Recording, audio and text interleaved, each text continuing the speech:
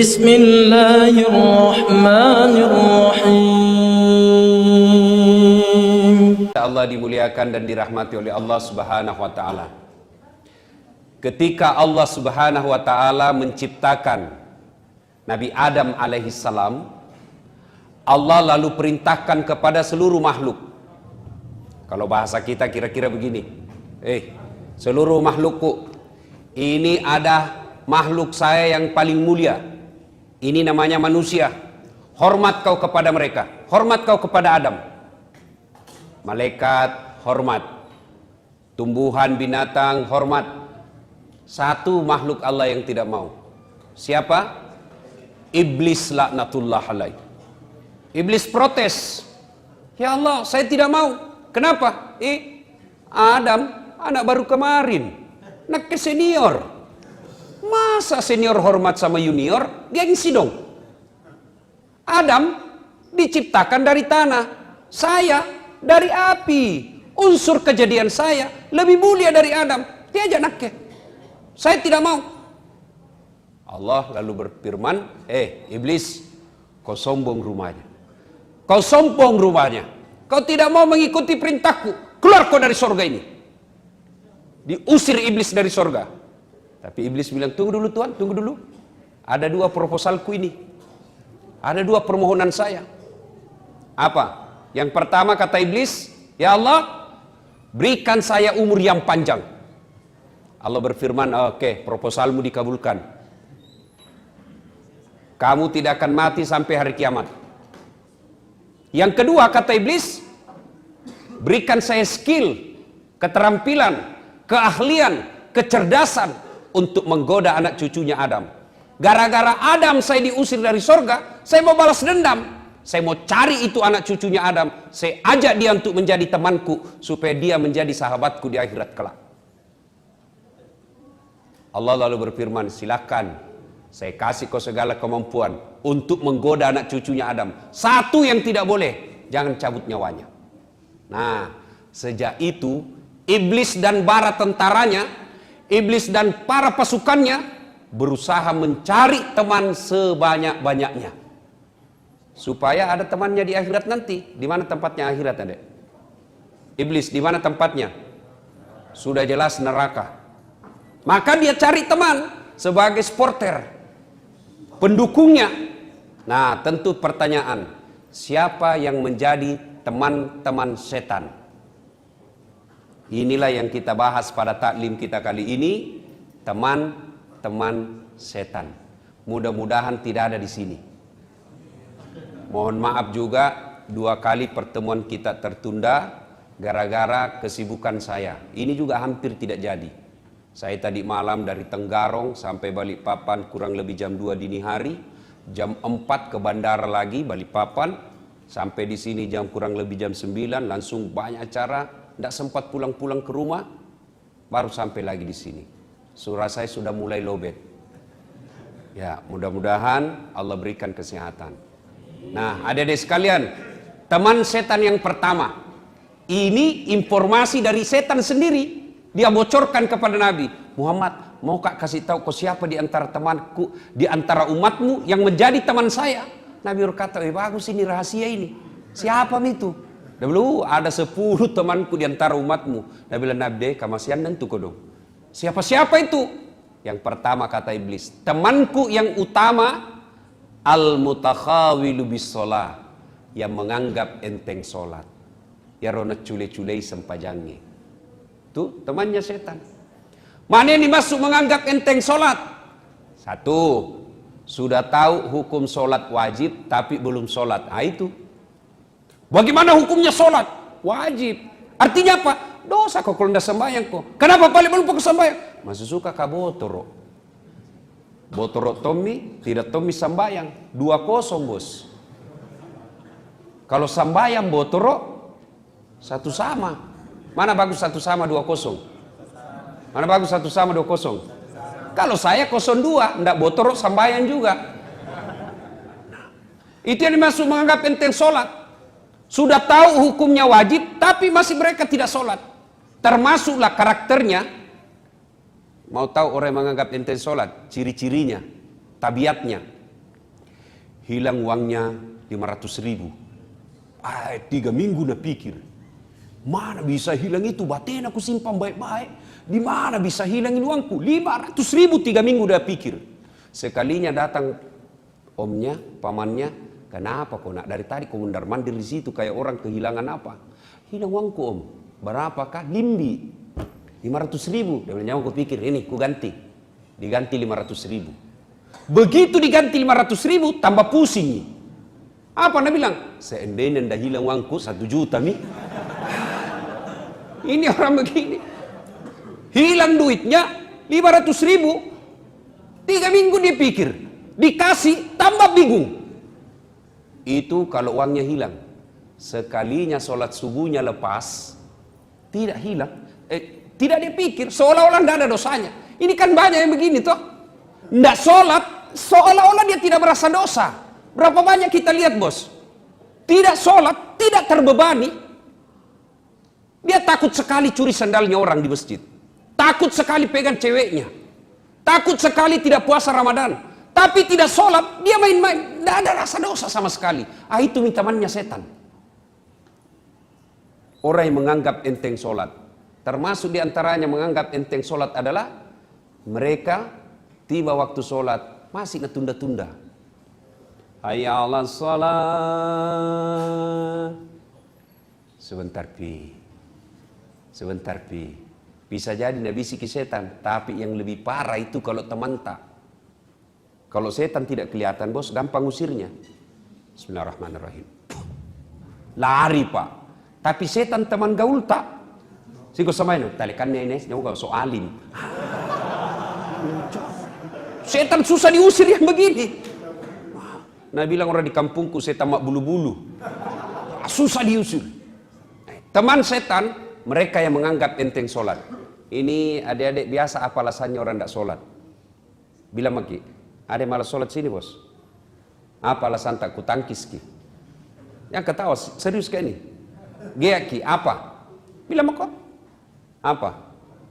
Biasanya perempuan haid 3 kali haid 1 bulan. Mahasiswaku biasa kuda. Kenapa tidak sembahyang? Datang bulan pak. 2 hari. Kenapa tidak sholat? Mens. Kenapa tidak sholat? Halangan. Ya ngasen ji bos. Kalau kita ada laki-laki juga datang bulan. Apa kira-kira alasannya laki-laki? Kalau perempuan oke lah, ada halangannya. Tiap bulan dapat jatah gratis. Tapi biasa nak tambahi. Gratis 4 hari nak tambahi 2. Nah, orang belum bersih. Masih ada ini sedikit-sedikit. Nah bilang mama, nak balik-balik kok. Apa balik-balik mak? Kasih liaki. Astagfirullah. Ayo, kalau kita laki-laki, apa alasan tak sholat? Tidak ada. Ustadz, tidak ada hafalan sehafal. Mulai kecil sampai sekarang, tidak pernah menghafal bacaan sholat. Wala ta'yansu min rauhillah. Jangan putus asa. Gimana caranya Ustaz? Datang berjamaah di masjid. Kalau imam sudah baca, makmum sudah diwakili. Tidak baiknya kalau ku bilang imam baca, dia makin di belakang. Itu saja kita baca, amin. Dia makin lagi. Sudah sah. Bagaimana kalau sendiri Ustaz? Sedikit jiku hafal, kul tomo. Rakaat pertama, kul huwallah. Rakaat kedua, kul huwallah lagi. Besok nih. Coba, tapi jangan begitu terus. Sambil belajar. Apalagi, Ustadz, pulang kampung ki Ustadz. Mobil tidak mau singgah. Allah kasih keringanan. Gimana? Tayamum. Tayamum ki di atas mobil. Tidak mau singgah sopir Ustadz. Di atas mobil ki sopir. Sholat. Tuh. Bos, biar tidak sembahyang itu sopir. Kalau kita bilang kasih singgah dulu. Mau kasih sembahyang. Pasti nak kasih singgah ki. Kecuali mau jadi buang air besar. Biasa tidak nak kasih singgah ki. Pernah dulu waktu kuliah, ada teman mau sekali buang air besar. Oi sopir, boleh pakai belok kat Jambang. Singgah dulu, mau sekali kamu buang air besar. Nah bilang sopir, perasaanmu itu. Perasaanmu saja itu. Dia bilang, bertogak-togak kak. Akhirnya apa? Tacir. Keluar itu, bau satu mobil. Balik ini sopir, Jambangin anak iya. Biar ini anak, dia bilang, perasaanmu gitu. Coba.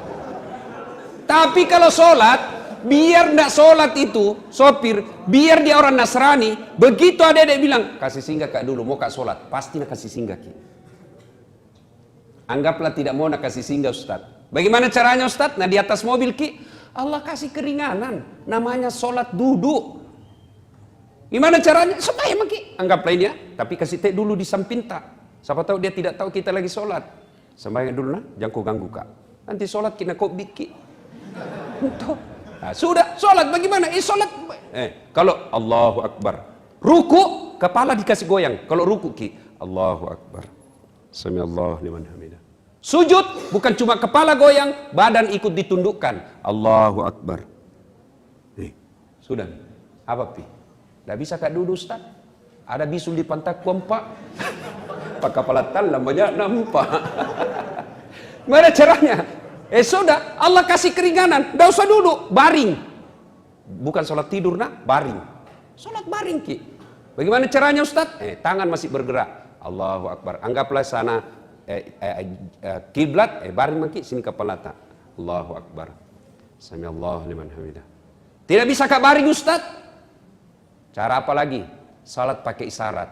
Bagaimana namanya salat pakai isyarat? Mata tak kasih goyang-goyang, gini saja. Allahu Akbar. Bismillahirrahmanirrahim. Allahu Akbar. Nah, itu salat pakai isyarat. Tinggal mata, tangan tak goyang nih. Itu pun tidak bisa Ustaz. Allah kasih dispensasi lagi. Apa? Salat dalam hati. Bagaimana caranya Ustaz? Semua bacaan salat dalam hati semua. Mata sudah tidak bergerak, tangan sudah tidak bergerak, bibir sudah tidak bisa bergerak. Gimana caranya? Pejamkan saja mata. Bayangkan lagi ruku, baca doa ruku. Bayangkan lagi sujud, baca doa sujud. Itu namanya sholat dalam hati. Masih juga tidak bisa sholat dalam hati. Gampang, bungkus, bawa dikubur. Mati itu bos. Apa pi? Tidak ada pak. Tidak ada alasan bagi kita tidak sholat.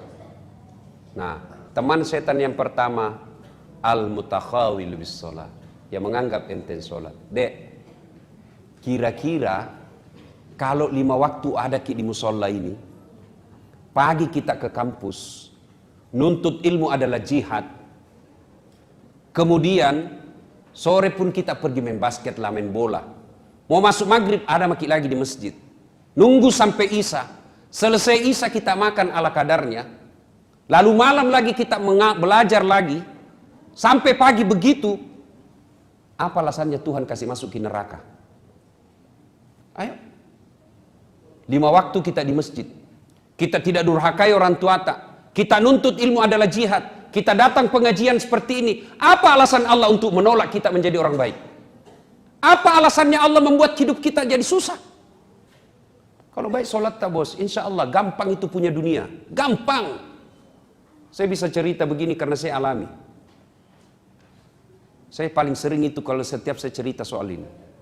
Saya pernah itu rasakan di PIS 3 Unhas sini, Sospol, lantai 2. Saya ingat terus itu, ruang 207.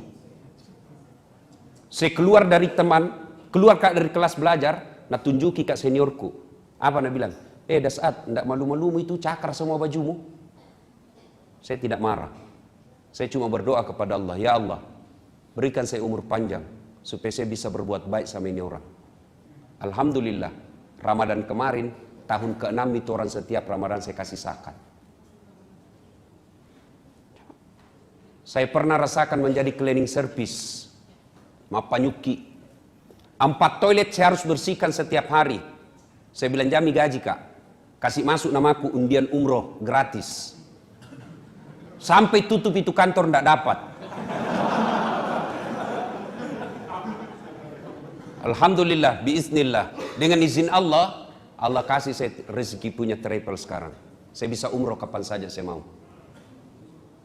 Coba. Kecil kalau itu dunia. Apa susahnya Allah kasih kita dunia? Nah bilang orang bungi, nagatte ni puang ekomelo. Kecil buat Allah.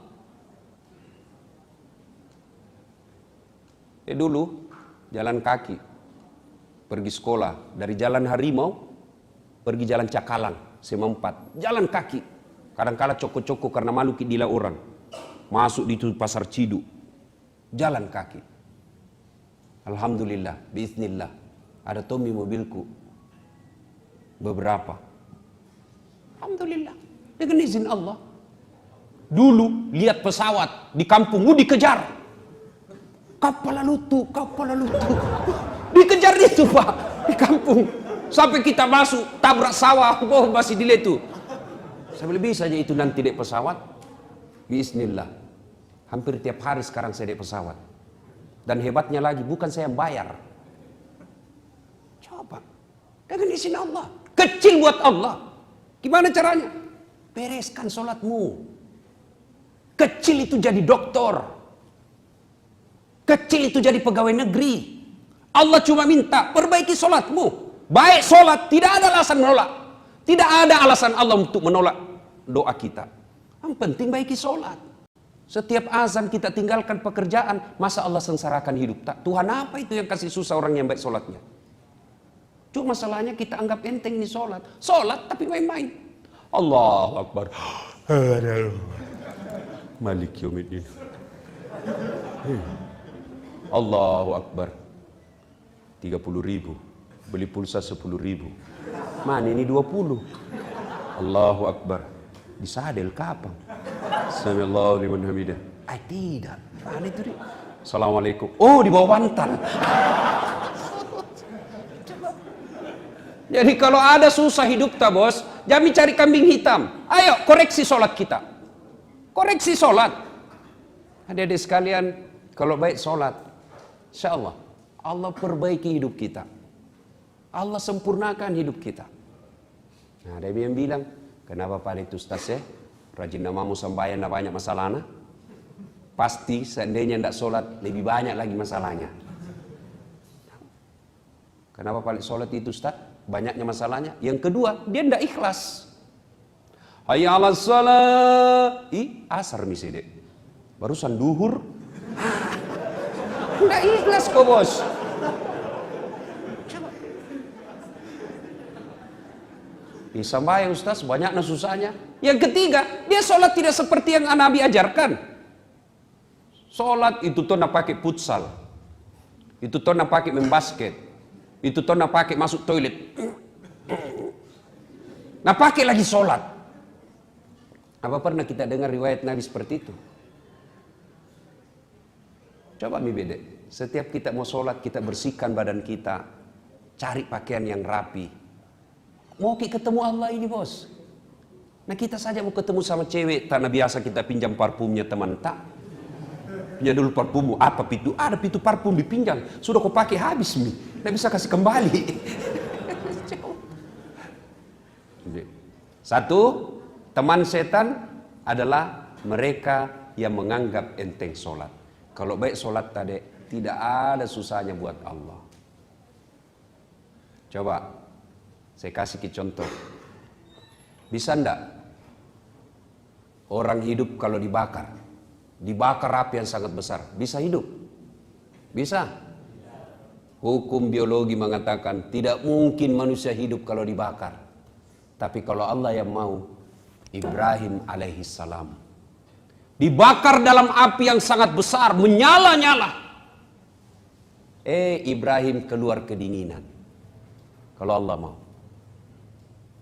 Bisa enggak manusia hidup dalam perut ikan? Adik-adik, kira-kira ada orang bisa hidup dalam perut ikan? Kalau saya, ikan masuk di perutku. Coba. Tapi kalau Allah mau, Yunus alaihissalam, ada ulama mengatakan 30 hari, ada ulama mengatakan 40 hari, tapi tidak jadi masalah berapa harinya. Yang penting dalam perut ikan beberapa hari. Keluar hidup. Kalau Allah mau. Pernah lihat got? Musim hujan sekarang. Lihat itu got-got kita. Kalau airnya mengalir ke kanan, kemana benda yang ada di atasnya? Hah? Ke kanan. Kalau air yang ada di atas situ mengalir ke kanan, maka benda yang ada di atas air tersebut mengalirnya ke kanan.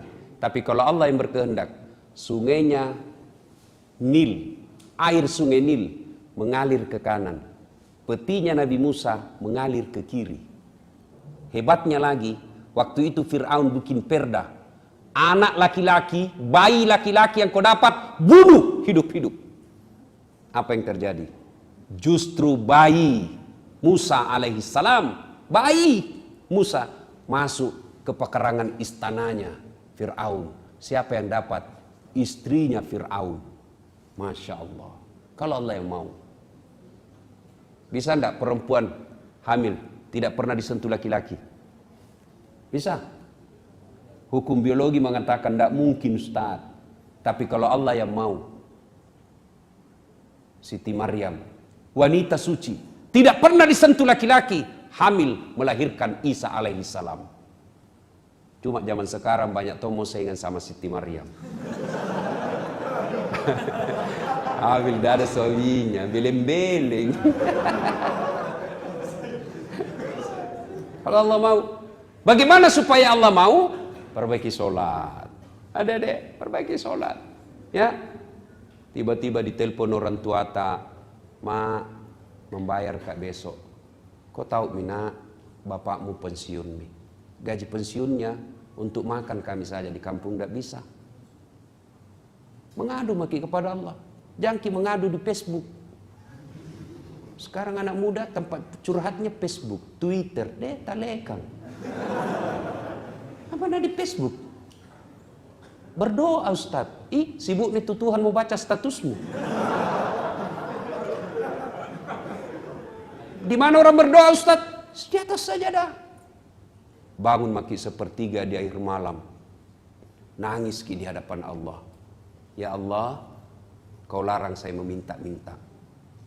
Kau larang saya mencuri. Kau larang saya mengemis. Kemana saya meminta ya Allah? Tidak mungkin aku merepotkan orang tuaku saat ini. Engkau yang maha kaya ya Allah. Mudahkan bagiku untuk mendapat rezeki. Masa Allah tidak kabulkan kalau kita curhat bos? Minta kepada Allah. Cuma caranya perbaiki sholat. Dan adik-adik sekalian, percaya ki bos. Tidak ada orang tidak ada masalahnya di dunia ini. Tidak ada orang. Semua orang pasti punya masalah. Alhamdulillah. Ketika ada masalah tak, Allah tidak meminta, Das'ad jadi wali kota kau dulu. Nah. Ada tim suksesku dulu sini. Das'ad jadi gubernur kau dulu. Tidak. Allah cuma minta, cewek, cowok, ada masalahmu, ista'inu bisabri wassalah. Sabar kau, perbaiki sholatmu, saya yang selesaikan masalahmu. Itu janji Allah. Allah cuma minta, sabar kok, perbaiki sholatmu, saya yang selesaikan masalahmu. Jadi ketika ada masalah dalam kuliah ini, sabar saja, tingkatkan kesabaran, sempurnakan sholat, Allah yang selesaikan itu. Apa itu sabar Ustaz? Apakah duduk-duduk di kandat atau kepala? Sabar kak bos. Oh bukan sabar itu, beleng-beleng. Tuh ya, satu teman setan, al-mutakhawilu bis sholat, yang menganggap enteng sholat.